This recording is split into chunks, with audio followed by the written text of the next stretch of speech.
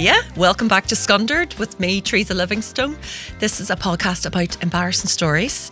And before we go any further, just do me a wee favour and like and subscribe to this video if you're watching it on YouTube. Or if you're listening to it, can you just pause it and go and leave me a review or something? I'll just wait. Great. All right, thanks. Like and subscribe. My guests today I have two guests today, so I'm going to give them a nice introduction because they're sitting so politely and so quietly beside me. I have an actual professional podcaster and radio personality, someone who actually knows how to do this. You might know her from Radio Ulster or her podcast, All Right Pet. It is the brilliant Anne-Marie Wallace. Oh, yay! Thank you. And my second guest is neither of those things, but he is an excellent stand-up comedian and an MC, and he's Newry's best boy. It's Darren Matthews. Yay! Good recovery. Good recovery. Yeah. As soon as you started that and you said professional, I went, not me first. I'll get on to the other one in a wee second. Welcome both of you. Now this might seem like a random pairing, but you two have worked together before in a comedy sense. We have. Yeah. How so? On the BBC for... Right. What was the actual programme? Community Life, wasn't that what it was called? Yes. Yeah. So Anne-Marie you have actually done stand-up, and Darren was your mentor. Is that the correct terminology? Yeah. Comedy producer, I think it said on the payslip. So. Oh, comedy producer. Right, yes. Okay. But absolutely my mentor. He was the go-to guy for everything, for my breakdowns, for the whole lot. It was So Anne-Marie, had you never done anything like that? Had you never done stand-up before? No, absolutely not. I'd recorded a piece for Community Life, which was like my first TV piece anyway. Right. Nothing to do with comedy, it was to do with animals because I have the Pet podcast. Yes. And then lovely Ali McKenzie, who was the producer of this, knows Darren. They know each other very well, going back years. Yes. And he said to me, I would love to do another thing with you. Would you fancy doing stand-up comedy? And obviously I said, absolutely not. I would not like to do it.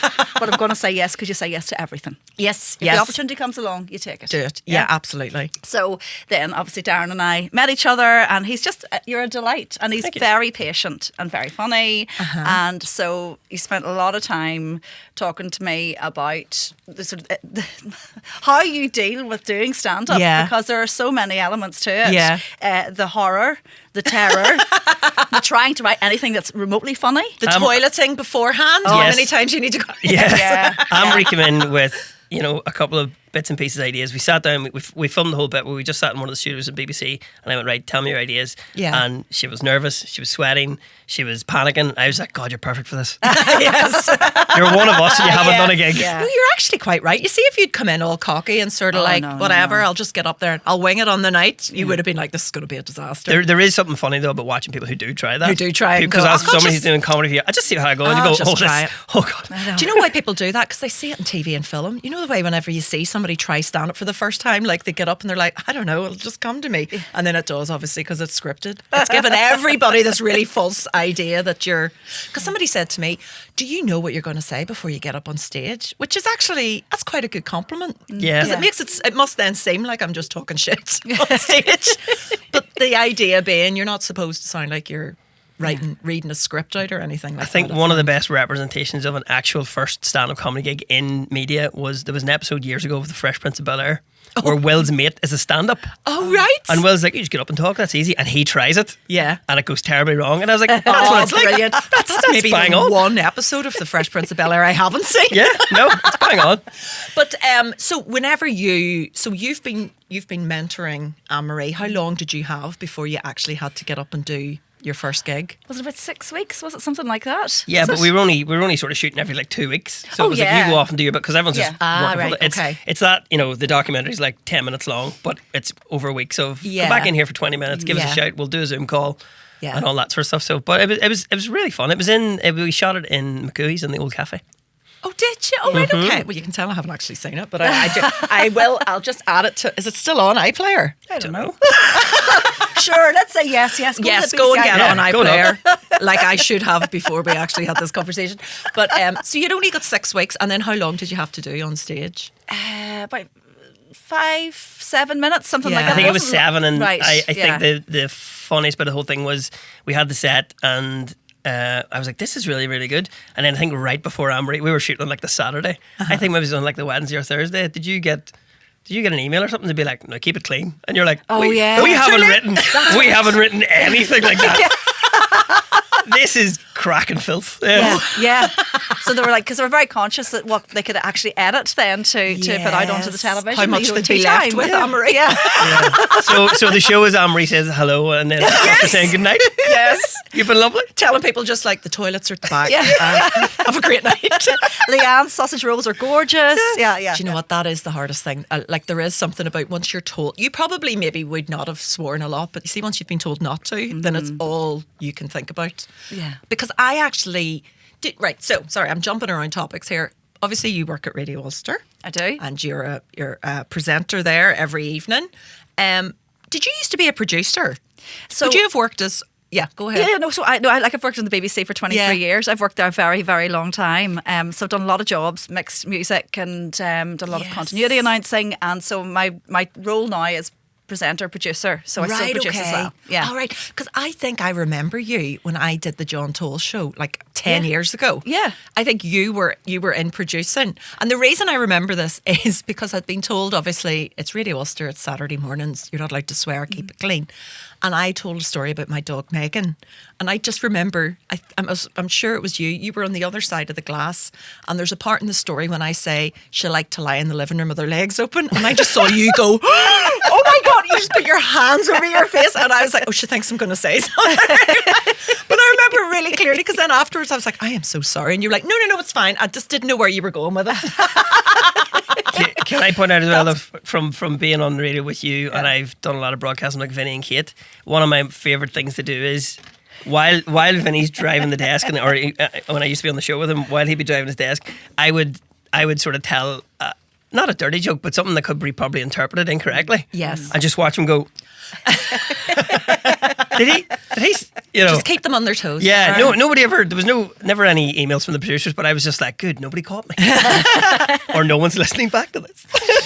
But how was the stand-up? What was it actually like doing it? It was terrifying beforehand. Luckily, Leanne had her doggy with her, so that was it. That was like her dog was like a therapy dog in advance of the performance, which was nice. It was difficult as well because there were so many other comedians there on the night too. So that does make it worse, actually. Yeah, you feel very self-conscious. Yeah. But the audience, and I think that's really true of Northern Irish audiences, is that they're really kind. They are very forgiving.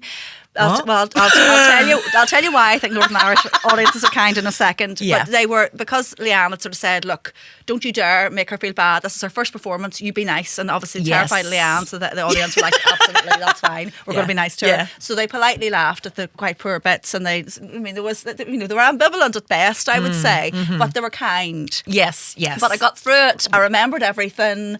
I got free pizza afterwards, and there is a real sense of achievement, isn't there? Because when you get off and you're like, my heart is, I think it's about to like explode in my chest, and I'm really sweaty all over, but you feel good afterwards and think, no, that was exhilarating, that was exciting, and I managed to keep it relatively clean. And more importantly, you did a couple of gigs after. Well, that's what was my next question. Did you get a little bite of did the bug, what's the word you say?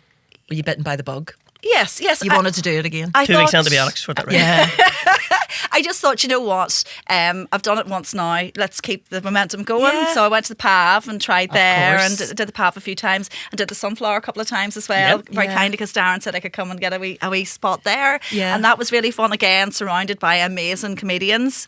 Mm-hmm. And I just, the thing is, you do need to have time to sit and actually think about it and write new material. Yeah. You can't really, maybe you can go up and wing it. You can tell me, but no. I felt like this is something that I would really need to give more time to. And at that stage, I was just changing jobs from doing the mix and the music and all of that up in Radio Ulster to getting my own show, which was very exciting. And I sort of thought, right, I need to focus on this. Yeah. So I'm not saying I would never do stand-up again, but when I see genuinely funny people compared to me, I realise my limitations. So no, it's true, and that's fine. No, I think it was good because you did that clean set that they needed for the show, and then you were able to come up and tell your dirty stories. It was great.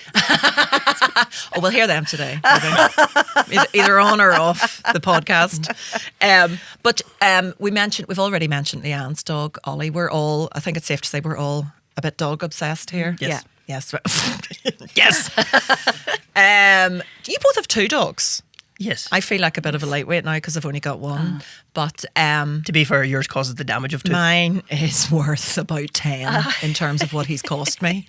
But yes, so please give me some advice. How you have well behaved animals in your house, do you? Well, no. Oh, good, Anne-Marie. Not at all. In our house, we think that the small one might be the big one's care worker. So I'm not saying they're just such a random parent. I love when people have 2 completely different. You know the way sometimes you'll see people who just get 2 of the same dog, but I love 2 completely different characters because I have a Labrador. And my husband is very keen that we get another Labrador. But I was like, I think the dog needs a dog. I think he needs his own, like a wee small one to go with him. Yeah. And he can look after it. Yeah. Did I tell you a story about how I ended up with 2 dogs? Where I applied for one from... so Charlie, my Springer, we were very, very lucky. We got him from almost home. He was like 6. Right. So we applied for Charlie and then went down to meet him. And they're like, yeah, he's great, we'll take him. And then they were like... Charlie came in with a wee mate, and when we separated them, they both stopped eating. Oh, and straight away, without consulting anyone else, I just went and give me both of them. So I went home with. Sure, everybody at home was delighted. I went home with. No, everyone's loving it now. Yeah. Went home with a 6-year-old and a wee 10-year-old Shih Tzu. Oh, she was 10. She. So he is now 16. Oh no way, Darren! Oh my god! And he's running around his jumper because he's freezing. Is the Shih Tzu Bailey? The Shih Tzu's Bailey. And Charlie's the Springer Spaniel. But the issue was we then were contacted by a member of family of their old owner. Not looking them back because they weren't getting them back. But basically, the boys were owned by a little lady who sadly passed. The family weren't able to look after them. Yeah. They went into shelter. Yeah. We took them. And then we found out that the shelter had mixed up their names. No. So you've been calling the wrong dogs the wrong name. Brainwashed 2 small animals. It just shows that that's bollocks. Then dogs do not know their names. We MK Ultra to 2 dogs. I love fair play to Almost Home for going for the emotional gut punch of they'll stop, like they're going on hunger strike. Yeah. Like going for the absolute. It's not just like he looked a bit sad. It's like he's upstairs writing in his diary and we'll see now. Doesn't want to go on anymore. Not an issue they have. Oh my goodness. Eating each other's dinners now. Like, stop that. That's amazing. That's alive as well. I know. Sorry. No, but you know. Were you sort of like, okay, I'll take the 10-year-old thinking he'll be here for about a year, and then that was said to us by somebody else who was like, proper where I'm from, Armagh farm and stock person who was like, this is the wee 10-year-old. I just got, get none of him long. Nobody. Not even like he's a lovely wee dog. Don't get attached to him. A lot of him long. And he's still running the house. He pretty much runs the house. We just pay the mortgage. Oh. And then Bailey's the care worker. So Bailey is the care worker, the wee one, and then he looks after the big guy. So very good. So. And what about your dogs, Anne-Marie? Are they mental? My dogs have a mental dog. You have such a mix as well. I do have such a mix as well. So I have a greyhound and a Jack Russell, and they are from. Oh God, 2 totally. Yes. Look at me stating the obvious. Those are 2 totally different dogs. Very different. Well done, Teresa. Yeah, they are different dogs. Yes. So Snowy is a greyhound, and they're both from Paws and People. I got them at different times. They were not roommates or indeed companions beforehand. So you were Tilly guilted first. into it. Yeah. No, but I did when I went down to collect Tilly. They got the Jack Russell first.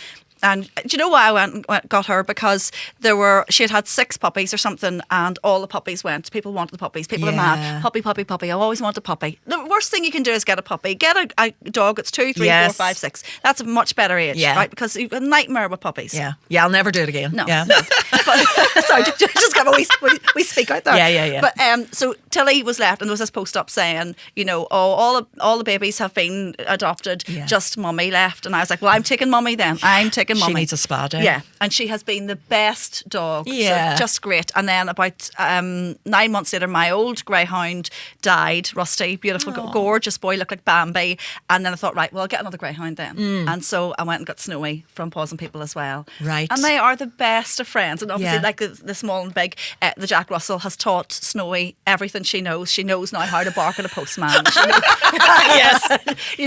I know. I love the way that like Snowy arrived and Tilly's like, you don't have to do what you're told here. They'll make you think you do, but you really don't. Just follow me.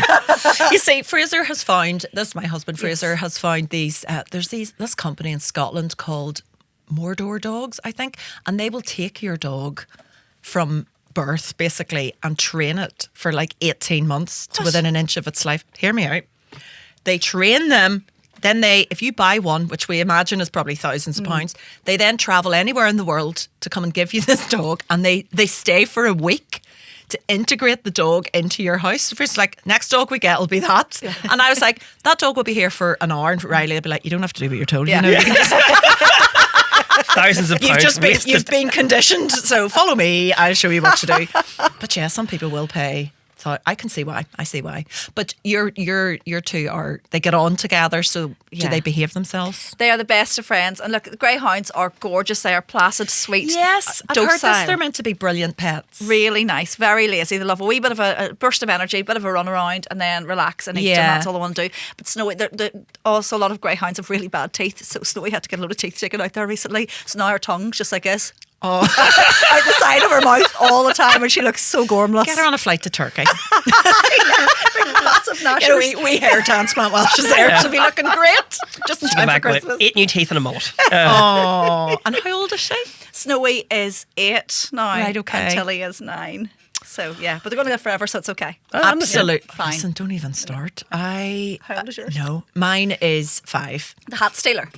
The hat stealer. Yeah. Phenomenal. Yes. Yeah. Riley has. So I feel like a dick now. We did not rehome our dog. We went and got a puppy, which I wouldn't do again. I wouldn't. Seriously, I would. I would get a 2 or 3 year old from the pound, like a good person does. Yes. No. Look, all dogs are good dogs. It's not that. Yes. It's not that. It's obviously you get a puppy, and did you get? So Riley was like pre. He was a COVID dog. It was a lockdown. That makes it even worse. Oh, God. Everything, all the people that you hate in the world were one of them. So not only did we not adopt, that we shopped, but we did it during lockdown when everybody was told, don't buy dogs during lockdown. You couldn't buy dogs. That's why everybody went and adopted dogs, because every dog that was for sale, everybody breeding dog put them up by like $2,000. The price was bad. The price went ridiculous. We did go to a responsible breeder. It wasn't outrageously expensive, but what he's cost us since certainly is. He's the love of my life, but he has trashed our house. Yeah. And when we first got, I don't know if you are good at sort of training both of your dogs. We thought we were, but my God. So we had this sofa that we sort of had in another room, and we were sort of like, look, that can be the dog's sofa. We'll not get too worried about how dirty it gets or whatever. And then one day he picked a little thread on it. We were like, oh, he's picked a wee thread on the sofa. And then over time, we didn't really pay attention to it. And I was like, oh, that's a hole now. That's quite a big hole now. He ate that entire sofa. He chewed it down to the wooden frame. Right? So bad. Now, luckily, nobody else, if you came to our house, you wouldn't have seen it. And it was during COVID, so nobody saw it. But it was such a disaster. I was like, right, this is going to the dump. We're getting rid of it. So Fraser was like, well, the council will come and pick it up, but we'll have to leave it out in the street. And I was I'm not leaving that out in the street. It looks like are we living in a crack den? It just looks horrendous. So I put it out in the street with a sheet over it because I was so embarrassed. Like you're covering a dead body? Yes! I was like, we'll bring it out at night. So there's people watching us shoveling this big, large, heavy thing out into the front, into the street. But if you sit, the dog was he looked like an Andrex puppy, and he destroyed everything. Oh my God. That's how they get you. Oh, look at him, he's so cute. He's gorgeous. The place is wrecked. I love him. No, we our training hasn't really settled, bedded in with him. Started with a sofa, ended up with some sort of footstool. He's eaten everything. Yeah. And he's trashed the garden. So the garden looks like we've been exploding landmines. There's just holes everywhere. And at one point I was like, is he trying to get out? Is he he's digging a hole? It's like the Shawshank Redemption. You should get one of those wee signs for your front garden that says Perigo Menas. You see it war-torn countries. I know. But I was like, is there, the way in the Shawshank Redemption, the whole, sorry to spoil the 35-year-old film, the whole twist is he's been digging his way out just really slow. I'm convinced that's what he's doing. There's a poster of Lassie, and behind that he's just chipping away. He's just going to appear in New Zealand one day. Where's the dog? Is there a female dog near your place, or has he been done anyway? Probably. No, he hasn't been done. Well, I'll tell you, because actually that's what it is. A friend of mine had a lab, right? Yeah. And gorgeous lab, but there was another lab up the road. This is out in Armagh direction, and she was in heat. And the way a dog can smell a dog that's in heat from about 15 miles away. I don't know what they can smell, but they can smell it, right? Yeah. That dog escaped out the house, went up to do the business with the female dog, right? They got caught halfway through the act. Did you know this? No. Dogs can get stuck. He went rictus and he got stuck in that dog and they couldn't separate them, and you're not meant to separate them. They got stuck in there. Oh my God. Yeah. So they're just flagrante. I just stuck there. Looking God. at the owner, and I know the owner was devastated, and then she had to go down and tell my friend, listen, your dog's been up here doing the business of my dog. But how did they get them apart? Well, eventually, obviously, you know, the excitement subsided and out, you know. Just show them photos of their grannies. There's your mother. You talking about embarrassing stories? I was thinking there, if that happened to humans, imagine every snaky teenage ride in the fucking world. I'm stuck. Yeah, your man's home. Right, okay. I'm stuck. That's wild. Yeah.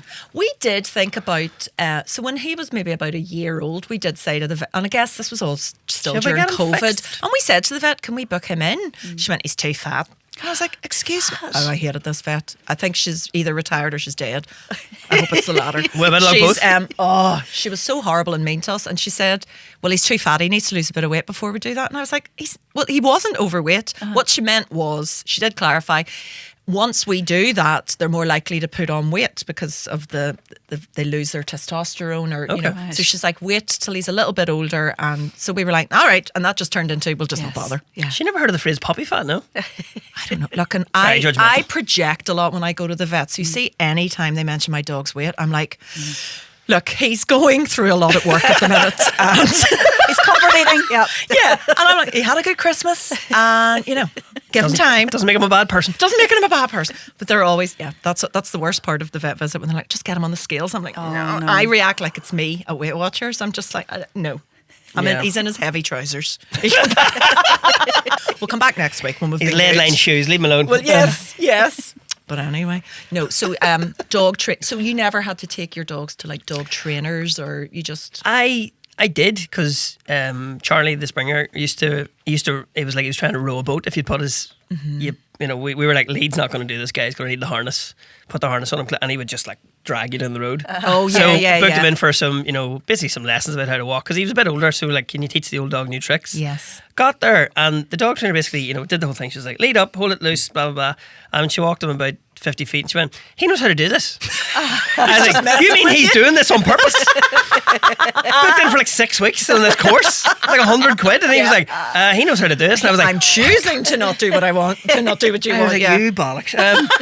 But now he's brilliant. He walks off the lead. So. Oh, well, I'll give you mine for a week, see what you can do with it. No, I don't People know do say to me, they're like, oh, I saw you out with the dog. No one ever says, I saw you walking the dog. They're always like, I saw you sort of flying behind a blur of a Labrador. Do you just look like a trailer with a truck? I look like I'm water skiing. I'm just like, he is a nightmare. But have you, so Amra, you do the podcast, All Yes. Right Pet, and that's with a vet. Yes. Did that come about just by accident, or is it because you've always really liked animals and that's kind of, that drew you to it? When I was changing jobs, or just before I changed jobs, and I was covering for a lot of people, sort of filling in for presenters who were off for a day or two, and I got talking to who's my kind of big boss now, my exec editor, and he said, like, what are you into? And I said, well, I'm into cars and I'm into animals. Those are the things I'm into.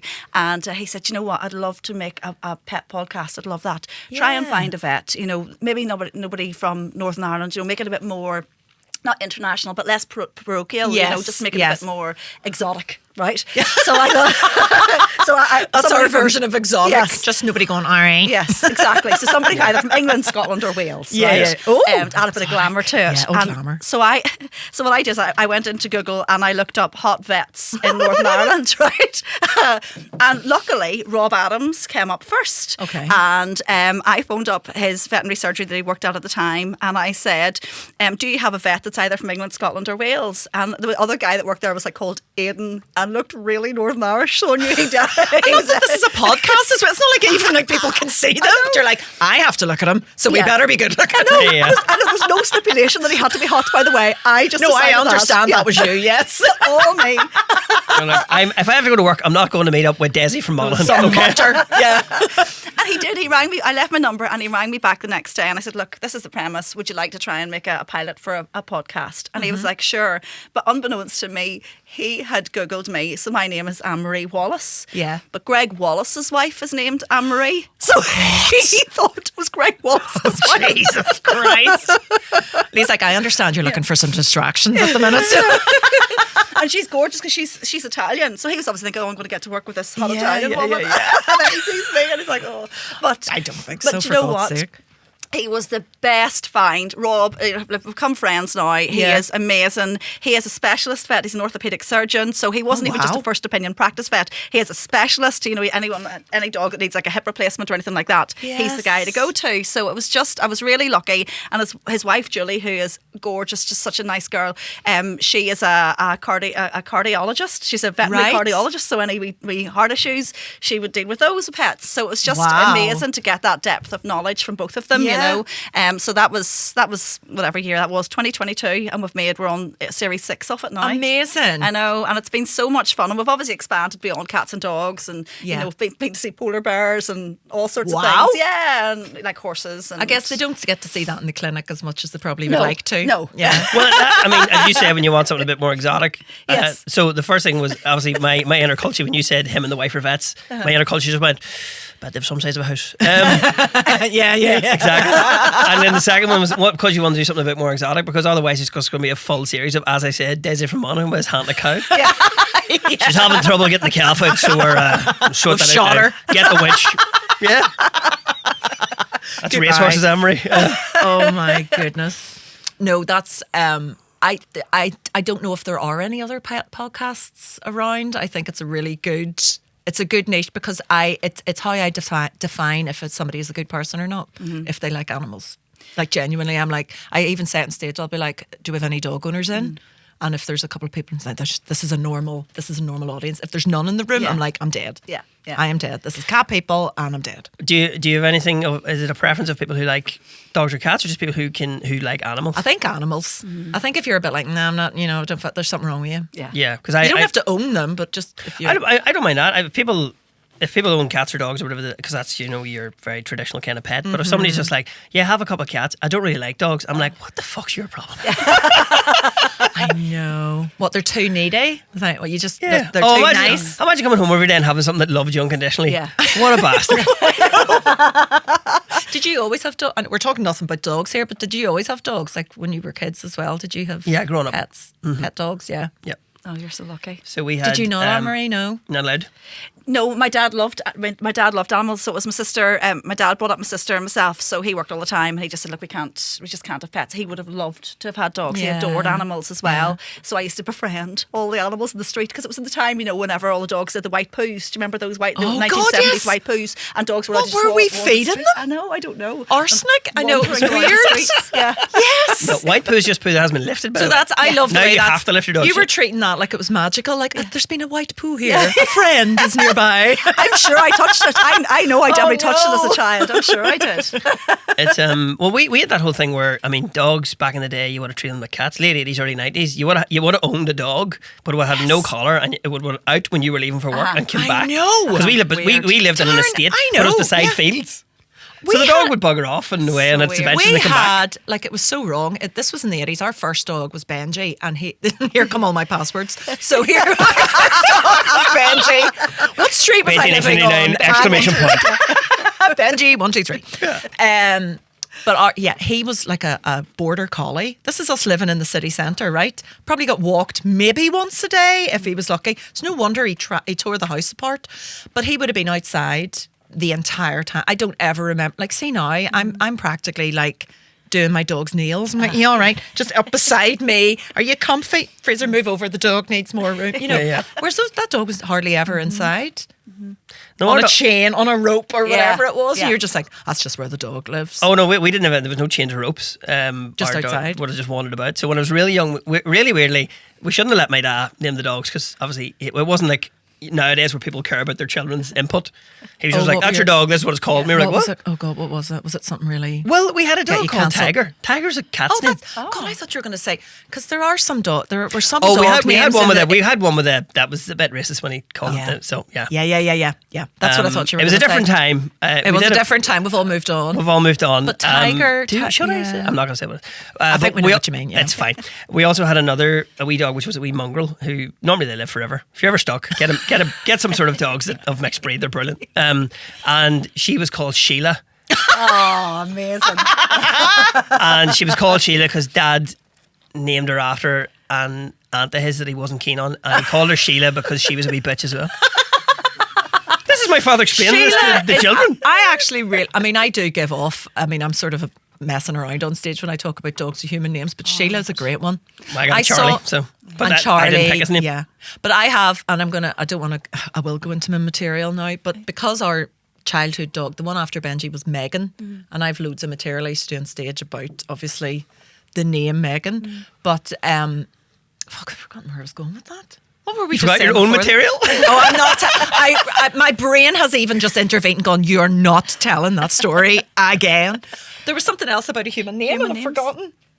It'll come back to me. Sheila. Oh no, I know what it was. I saw a dog come up in Almost Home recently called Barbara, and there was just something about that. I was like, I just feel like I want Babs, Barbara. Yeah. I think that's a great name for a dog. It is. Really good name. That was well worth me babbling and all on. sorts of stuff, but no, yeah. I was babbling on for 5 minutes to tell you there was a dog called Barbara. Right, okay. Any old time. Embarrassing stories. Mm-hmm. I'm going to very sharply change the subject here. Our dogs, I have many embarrassing stories because of my dog, but it is the time of parties and Christmas and things like that, and travel and all that sort of thing. So, I don't know. Do you embarrass yourself easily, Darren? Usually when I'm trying new material, it's usually pretty embarrassing. Yeah, that's part and parcel none of this it, isn't is it? funny. Whenever embarrassing stories, embarrassing travel stories. Well, do you know what? Is it embarrassing because nobody knew who the hell it was? So it was all right. Probably would have been worse if it had happened at home. But we'll be the judge of that. Okay. What was the context? The context was I was in Koh Samui for a full moon party, which is an island off Thailand. Full moon parties are world famous. There's 30,000 people at them all the time. Oh, right. I've never heard of it. It's basically a rave on a beach. World famous, are they? Yeah. Right, okay. For people that have been allowed off the island. See, exotic to us is Scotland, England, Wales. So we're like, ooh. Right, go ahead. Sorry, full moon party, there's a thing where you go down to the beach and you get what's called a bucket. I understand the concept. What? Of a bucket. Oh, no. This is where you went. It's a thing called a bucket. No, but a bucket is the general term for this thing because it is a bucket of ice with a soft drink and a quarter bottle of I'm so they're just lined up on a stand. You just go, that one there. So I decided on some Thai whiskey. Which I didn't know they made whiskey in Thailand. And do you know what? They probably don't. So whatever I got was labelled. With a wink, was it Thai whiskey? It was labelled and I bought it, and as my couple of Thai baht, and they gave me the bucket, he was like, this will pretty much do you all night. Right. Because you'll be shit-faced in about 20 minutes. Yeah. So give me the whole thing, and you basically just open it, pour it in, and pour the thing in. And then the guy said to me, do you want the Red Bull? And I was like, I had like some sort of lemonade mixer, and I was like, yeah. Now Red Bull in Thailand is a syrup. It's not a can of Red Bull. Other energy drinks are available for product placement stuff. But it comes in like a little syrup bottle, which I think is where Red Bull originated. But just loads of caffeine. Just and loads of caffeine. Right, okay. So it looks like a cough bottle. Uh-huh. So I get this, crack it open, and the guy's, he opens it, pours it into my bucket, and I was like, okay. So I'm walking into the beach, sipping away with the people we're all with, and we're all going down, the music's playing, we're all going down for a dance. And while still sober, when we got onto the beach, there was people doing like a jump rope. Right. Just like loads of people doing a jump, but it was on fire. It was a flaming jump. Oh my rope. God. And I was walking past drinking, and I was like, look at them fucking idiots drinking this. When the whiskey kicked in. Oh no. I was just like, I'm going to give the jump My up turn. a go. My turn. Oh my Went God. up and got into the queue, and everyone was like, you're half pissed. You can't walk, let alone jump. You'd be this is one of these things where... Were you dabbing that oil whiskey in your hair just for luck? I was like, this thing. So I basically get in and into the jump rope and started jumping. And I was like, this is great crack. somebody was just like, this is fun. And I turned around and went, what? And didn't jump. No. And the thing smacked me right in the leg. Now, I was so drunk, I didn't realise I'd obviously been given a 3rd-degree burn. Oh, God, Darren. And I was like, oh, and it just sort of hobbled out. And I was like, I'm all right. And it just got... It was probably getting progressively sore as the night went on, but everyone else was like, you all right? And I was just like, yeah, no, fine. Just styling it. But I was completely hammered on this. Now, the only problem as well is the Red Bull, obviously, which is just a shot of caffeine. Yes. So I was like, I'm fine. Yeah. So it's pretty much like just taking steroids. Yeah. I was like, I'm dead on. And the problem was, even after the whole thing, it starts at like as soon as the sun goes down, and the full moon party is right through. Now, we went to the one on New Year's Eve, which isn't technically a full moon. So we were there, but it's the biggest one of the year. Yeah. We were there. I just injured myself. I was stumbling about the beach. I was having a little rave, even though I don't like dance music. I'm a rocker. I was full. There's photos of me with body paint. Big I don't remember getting that leg. done. Big red leg. That wasn't covered by the sunburn I already had. Oh, God. There's photos of I was just stumbling about this beach, and I was like, you okay? I was like, nah, I'm fine. I got up, and here's the problem. We got back to our accommodation, so the thing's over. We got back, and everyone's knackered, exhausted. They've been dancing all night. Everyone goes to bed. I was like, I'm going to go sit in the balcony and just chill out. Yeah. And because I've been having the Red Bull, I sat on the balcony, and I was convinced for about 3 hours I was having a heart attack. Oh, my God. And I watched the sun come up. Going, this will be the last time I see This will this. be the last time I see this. Just calmly sitting there. It's like the end of Dracula. This is coming up, and I'm just like, oh my God. So I've made a fool out of myself. I've fallen about the place. I've got a burn on my leg, and now I can't sleep. And I'm absolutely knackered. Which is and the worst part. Here's the thing as well. Once we got that over with us, I get up the next day. I was dying. I was knackered. My leg's killing me. And I was like, I'm never doing that again. But to go to the full moon party, you have to book a minimum nights of stay because you're getting a boat over to the island. Right. So we're on the island. And I'm sitting there and I was just like, oh my God, never again. That was an amazing experience, but mental. Yeah. And then somebody comes into me and just goes, the actual full moon's in 2 days. We're doing it again. No. Get the other leg done while you're there. So I went down the next time. I didn't get Thai whiskey. And the boy was like, do you want the Red Bull? And I was like, I will fucking kill you. Did you go to a doctor? No, it was fine. It wasn't too bad. Oh, for God's sake. It just singed the ginger hair off my leg. And you're just like, I've never walked the same, but it's fine. No, It's no. absolutely fine. But no, yeah, so that was That is men and medical emergencies, I think. Especially, so you'd got a 3rd-degree burn and thought you were having a heart attack. You're like, oh, I'll be fine. yeah, but it was I'll drunk, so it just was sit grand. here and hope for it just passes. Yeah, stumbled up off the beach, went back to my accommodation. Great time. Would you, Anne-Marie, would you be someone who would put off going to the doctor, or would you be straight in there? Well, I've had a terrible pain in my shoulder for about a year that I've been putting off. But apart from that, usually I'm pretty good. I know.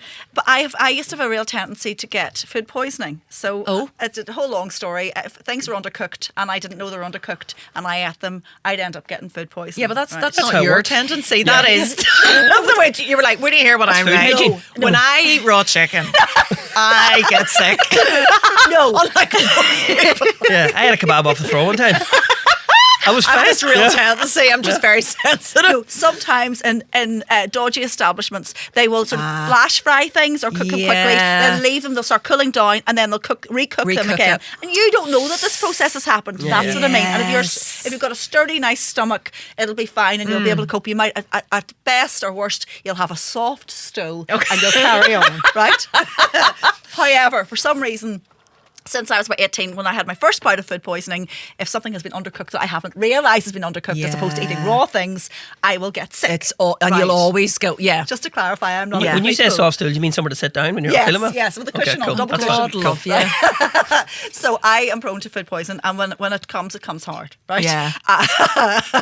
I will not stop being sick, and I will Oh. not stop going out the other coming end, out both right? ends, yeah. And to the point where I'm sitting on the toilet with a bucket, so I can vomit and go at the same time, right? And Very then- different to your bucket. Yes, a very different bucket. You Yes. don't want to drink that, right? And Not even with Go the Red on, Bull. Anne-Marie, I'm getting an awful horrendous. image in my head And I'm here. sorry, Yeah. it's not Go very ahead. glamorous, right? But to the point where once you start passing blood out of your bum, you think, do you know what? I think I need to go to the hospital, right? That's the time to go. Yes. So I ended up going to A&E this one particular time, and it was actually the city hospital when I used to have A&E, so it was a while ago now, Yeah. right? And this gorgeous doctor comes in. So I'm as pale, Always the way. ashen grey. My lips have turned purple. I'm hyperventilating, so my hands, right, are like my this. God. Right? So I'm sitting rictus again. I've used Rictus twice. I've never used Rictus in my life. I've used it twice in this. Word calendar of the day. Yes. Rictus. I get that in there. Comment Rictus below if you're watching this on YouTube. So I'm sitting like this gorgeous doctor comes in, and I'm trying to talk to him, going, hello, what's your name? I'm Marie. I think, oh, he's so lovely. Are you single? Because I was single. I was thinking, oh, he's so lovely. I'm trying to impress him here. And anyway, I said, oh, I think I'm going to be sick. So they get me, the wee sort of kidney-shaped bowl thing. Yes. Yeah. And I start to vomit. And the pressure of vomiting means your stomach muscles, just everything goes, right? Yeah. And so, unfortunately, something comes out into my tracksuit bottoms. Oh, no. And I turn around pathetically to the nurse and I go, I seem to have shit myself. So I seem to. So polite. So I seem to. So she changes. I may have. Yes. Stop. So was the hot doctor still here? Hot doctor he then steps out because he obviously can't. He does not want to have to watch me being changed, a big adult being changed into a pair of paper pants, right? So he then eventually comes back in, right? And she's like, I'll just sort this out, right? And I thought, oh, she's a sweetheart. Like, at least she's looking after my pride, and she's put the blanket around me so he doesn't see the paper pants, because they're not flattering for anyone, No. And so he comes back in, she goes out, and then she comes back in again with a see-through bag, and inside the see-through bag are my soiled pants and tracksuit bottoms, and she swings them in front of herself. And I know she was. She fancied them. I think she did. I think that's what it was. She saw me as a threat, even in my pants, right? She's like, all right. Yeah. So she swings them in front of the two of us, right, like a pendulum, and we're both watching it, right? God. And then she goes, well, I just incinerate these bottoms. And I just like, absolute cow. Here, throw me in with it. I'll go in after. Just getting the Darren on the old jump rope there. She'd sort them out for you. Oh, that's awful. I know. Marie. Really horrendous. So that was pretty poor. And That was a poor oh moment. my God. He didn't call. It's never when you have like a pretty emergency, where you're sort of like, I seem to have broken my finger. And the rest of you is looking lovely. It's always like, good afternoon, I've shit myself. What are you doing later? Yeah. Awful. That would have been funny though if he had a call, hey, I'm Reese's doctor from the, hello. I was just wondering, have you stopped shitting yourself? Yeah. And you're like, I'll talk later. My sister told me the funniest story once about when she went to the dentist, and the dentist was really good looking. Oh. And so she must have been single at the time. We'll say she was single at the time. But so he came in and she was all, oh, hello. And she was getting her wisdom tooth taken. Have you ever had that, your wisdom tooth taken out? Mine never grew. Nope. I never got mine. It's still time, Anne-Marie. I got surgery as a kid that left them also. Oh, it's brutal, right? So yeah, I've had it taken. Anyway, I'll not get into the details of that. So she was getting her wisdom tooth taken out. She met the dentist and was like, oh my God, he's gorgeous. And he was like, I'll be back in a minute when you've had your anaesthetic. So they really do, they dope you up for it, because it's like it's a minor surgery really. They're taking it out of your jaw pretty much. And I know it's awful, but anyway, she said he came back in and she hadn't tried to speak since she'd had the anaesthetic. And he went, how are you? And she was like, I'm fine. Hello, doctor. Right? And she was all like woozy and everything. Yeah. And so she said she was trying to be all sort of like pretty and polite. And he put his hand in her mouth, obviously, as a dentist does. No. And the part of the wisdom teeth removal, if you don't know this, is it's really noisy in because it's happening near your ear. Right. What you hear is like, it sounds like bone cracking. It's awful, right? I would ask to be given general anaesthetic the next time. But she wasn't expecting it at all. So when he started, this big crack happened, and she just went, and bit down on his finger and wouldn't let go. And he was screaming for the dental assistant to help. Was like, and she was just like, when dogs get a crowbar. She's got me. She's gone rictus. There you go. Show her a photo of her granny. And but she said she was mortified, and I think it's bad anyway, but because she was sort of like trying to flirt with him as well, and like drooling onto his sorry about that. Oh Lordy, sorry, I just thought, sorry Shona. I thought you were going to say she licked his finger, which actually would almost be worse. That's what I thought you were going to say. Yeah, or she's like giving a wee suck there. Yeah, that would have been worse. All right, spit that. Pay me a drink first. I know.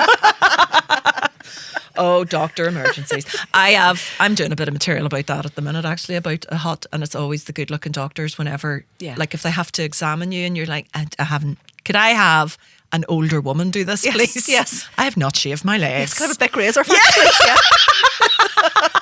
Yeah, it's always a good looking doctor. I'm going to play a wee game with you. Oh. We're going to do some would you rathers. Okay, so I'll give you a would you rather be embarrassed in this way or this way? Oh, phenomenal. Which one? Okay. Would you this is Christmas themed because I suppose we're in December now, we'll have to. Would you rather open an inappropriate Secret Santa gift at work in front of your boss or in front of your family? Like whatever an inappropriate Secret Santa gift might be. In front of your boss or in front of your family? Oh, I mean, probably. You don't care. I would let you open it in front of either. I have no problem. Yeah. Oh, was it in front of the family? I've never been given anything inappropriate, but I have been the person who accidentally, because the first time we did Secret Santa, it was at work, but I was this is like 20 years ago, right? And I was teaching in a school, quite a small school, this was abroad, and all the other staff were like, they were all primary school teachers, and they said, we're all going to do Secret Santa together in the staff room, and I was like, okay, great. And I'd never done it, but thought you had to buy like rude, like a hen party. Yeah. Oh no. And it wasn't at all. These were the most lovely but very like good living type people. Like gardening gloves and stuff. Yes, Anne-Marie. And as we were sitting there, and I had got this girl who, she was about my age, so I was sort of thinking, oh, she'll find it funny, right? Because we all got on. So everybody was, but as I watched them all open, and they were like, this is just what I love, a candle. Thank you. It's my favourite scent. Thank you so, so much. And I was like, well, it's a bit boring. And then somebody else, like socks and everything, I was like, oh, like not one. How many funny. in did you start to panic? After the second one, I was like, is this not? Oh, okay. And then this primary school teacher from England, somewhere in the south of England, really, really posh, and she was like, my turn. And she opened it up, and I'd bought penis-shaped sweets, like gobstopper things, and like little like willy straws and stuff like that. And she didn't even speak. She just opened it, and she was like, who did this? Right? And I was like, yeah, who did this? Right? Like getting really cross. Oh, Jesus Christ. But I nearly died, and she was so upset. Like she took it very, like the senior management and all were there, and they were like, okay, let's just put that away. And like luckily nothing ever came of it, but I nearly died. And I maintained for a long, long time that was not me, because everybody was like, well, I got Karen and you got Susan, so Teresa, it must have been you. No. Just like blindly denying it the whole time. It says here, bought in Northern Ireland. No, never me. The receipts in it says. We paint. And it was quite ineffective. Like I didn't think it was that rude, but they were so offended. Oh. So I've stuck to like boring. What a killjoy. Be a good laugh. You had got that, and they were like, drawing names of happy, and like, not tell, just be like, number 2, that's you, and you've bought it for like the nun that works in the school, and you're like, oh god, yeah. Oh no, Sister Maria, don't open that. Yes. No, it would be better if it was just a random thing, but it's the fact that we'd been given the names, and I was like, she's like the do you know what she'd like? Yeah. A wee dick sweet. What she'd like. Awful. Yeah, I got you straws and sweets. If you don't like one, you can suck the other. I don't know. I don't know what to say here. I'm digging a hole. I can't get out. Okay, this is another sort of Christmassy one. It's not really embarrassing, but whatever. Would you rather be snowed in alone? Sorry, would you rather be snowed in alone or with your entire extended family? Alone. We got some dickheads in the family tree. So okay. Well, Merry Christmas to them all. They probably think the same. Yeah, I suppose entire extended family does indicate a lot of people. Oh, don't get me wrong. There's, I would say, 90% absolute treats. Yeah. But just it only takes one, doesn't it, to ruin it? Especially if you can't leave. Yeah, alone would be the way to go. As long as you had all of your food and your wine and everything else. And your dogs. Your dogs. That's fine, yeah. Fine. But if I'm in there with the whole extended family and, obviously that old uncle starts being racist, I'm like, I can't even leave. So, see, I quite like the crack. This is a childhood of being in a caravan for a summer where it's like you're snowed in. Mm-hmm. I kind of do like, but yeah, I think for a set period of time, and then after that there'd be murder. You would lose your mind. Did you, when you said about doing the caravan, but I mean, you're from a big family, but he's not just allowed to wander about.